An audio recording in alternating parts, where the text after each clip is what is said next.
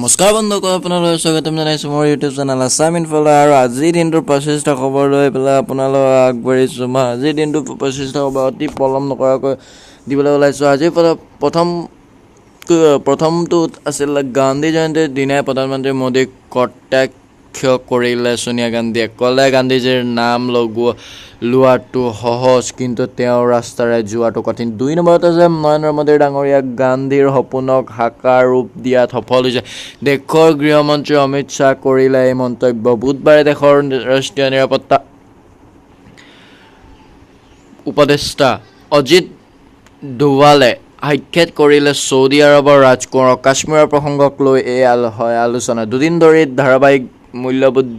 ধাৰাবাহিকভাৱে মূল্যবৃদ্ধিৰ পাছত বুধবাৰে স্থিৰাৱস্থাতে থাকিল পেট্ৰল ডিজেলৰ মূল্য। দিল্লীত প্ৰতি লিটাৰ পেট্ৰলৰ মূল্য হৈছে 74.61 টকা। বুধবাৰে আহমেদাবাদত উপস্থিত প্ৰধানমন্ত্ৰী নৰেন্দ্ৰ মন্ত্ৰীগৰাকীয়ে এক নৱৰাত্ৰি অনুষ্ঠানত অংশগ্ৰহণ কৰে। পঞ্জাৱ অমৃতসৰ গ্ৰেপ্তাৰ 2জন লোক। আৰক্ষীয়ে জব্দ কৰিলে প্ৰায় 12 কেজি ওজনৰ হেৰোইন। গয়াৰ বিমান বুধবাৰে হঠাৎ হায়দৰাবাদৰ কৰা হয় জৰুৰীকালীন অৱতৰণ। বিমানখনত সেই সময়ত আছিল মুঠ 146জনকৈ যাত্ৰী। যান্ত্ৰিক বিজুতিৰ ফলত জৰুৰীকালীন অৱতৰণ কৰা হয় বিমানখন।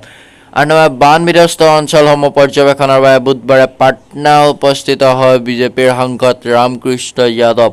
নাৱেৰে নদী পাৰ হোৱাৰ সময়তে পানীত সৰি পৰে বিজেপিৰ সাংসদগৰাকী। 9 নম্বৰ প্ৰশ্ন, যোৱা 29 ছেপ্টেম্বৰৰ পৰা NDRF বিহাৰত অব্যাহত ৰাখিছে উদ্ধাৰ অভিযান। বৰ্তমানলৈকে 9,000 বানাক্ৰান্তক উদ্ধাৰ কৰিছে উদ্ধাৰকাৰী দলটোৱে। কাশ্মীৰত নাগৰিকসকলে বিশ্বাসেৰে থাকিব লাগে, এই তেওঁলোকৰ দেশ, মহাত্মা গান্ধীৰ দেশ। বুধবাৰে এই মন্তব্য কৰিলে জম্মু কাশ্মীৰ ৰাজ্যপাল সত্যপাল মালিকে।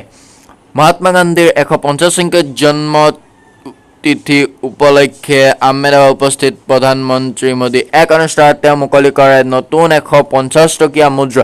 মহাৰাষ্ট্ৰ বিধানসভা নিৰ্বাচনৰ বাবে সাজু হৈছে ৰাজনৈতিক দল সংগঠনসমূহ। বুধবাৰে মহাৰাষ্ট্ৰ নৱনিৰ্মাণ সেনাই ঘোষণা কৰে দ্বিতীয়খন প্ৰাৰ্থীৰ তালিকা। ইম্ফলত গ্ৰেপ্তাৰ 1জন ব্যক্তি। জব্দ কৰে প্ৰায় 47খন সোণৰ বিস্কুট।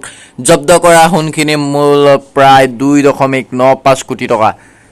ইন্দিৰা গান্ধীৰ বিমানবন্দৰত গ্ৰেপ্তাৰ 2জন লোকক। ভুৱা নথিপত্ৰৰ গ্ৰেপ্তাৰ কৰা হয় ব্যক্তি 2জনক। মুম্বাই মুখ্য কাৰ্যালয়ত BCCIৰ গুৰুত্বপূৰ্ণ বৈঠক হ'ব অনুষ্ঠিত।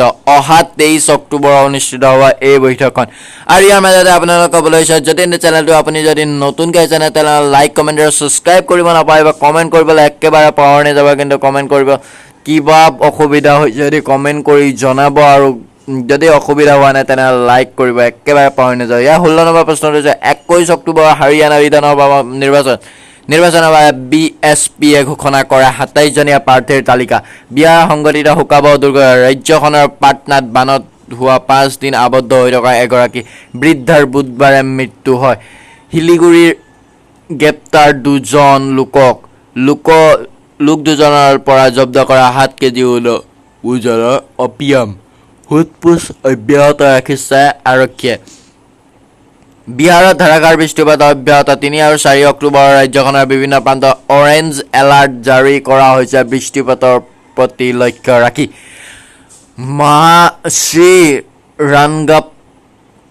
শ্ৰীৰাংগা পাটনাৰ সমীপত বায়ু সেনাৰ এখন হেলিকপ্টাৰৰ জৰুৰীকালীন অৱতৰণ। হেলিকপ্টাৰখন যান্ত্ৰিক বিজুতিৰ সংঘটিত হোৱাৰ বাবে জৰুৰীকালীন অৱতৰণ কৰিব লগা হৈছে।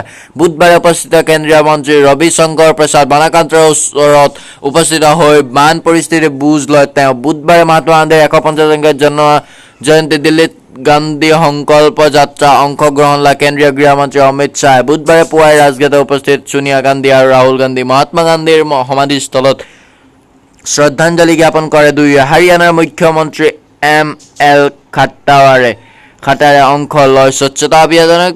গান্ধী জয়ন্তী উপলক্ষে অনুষ্ঠিত কৰা হয় এই স্বচ্ছতা অভিযান কাৰ্যসূচী। গান্ধী জয়ন্তী উপলক্ষে সমগ্ৰ দেশৰ লগতে মুম্বাইতো স্বচ্ছতাৰ প্ৰতি লক্ষ্য ৰাখি কৰা হয় চাফাই অভিযান। বাৰ চোৱা বিছত স্থানীয় ৰাইজে চলাই চাফাই অভিযান।